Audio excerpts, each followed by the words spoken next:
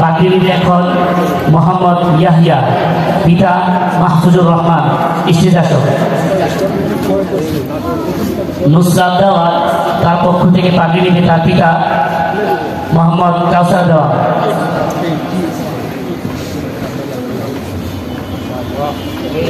সবাই বলি মাশাআল্লাহ মাশাআল্লাহ।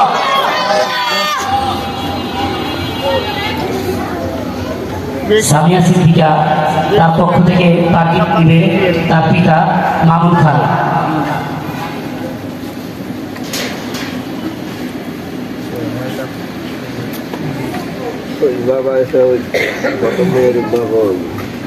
নুসরাত দেওয়ানের পক্ষ থেকে পাগড়ি নিবে তার পিতা মোহাম্মদ কাউসার দেওয়ান।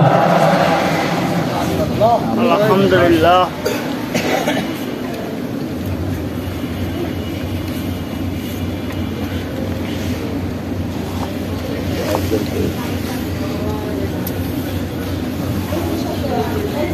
সামিয়া সিদ্দিকার পক্ষ থেকে তার সম্মানিত পিতা মোহাম্মদ মামুন খান। সবাই মাশাআল্লাহ বলেন।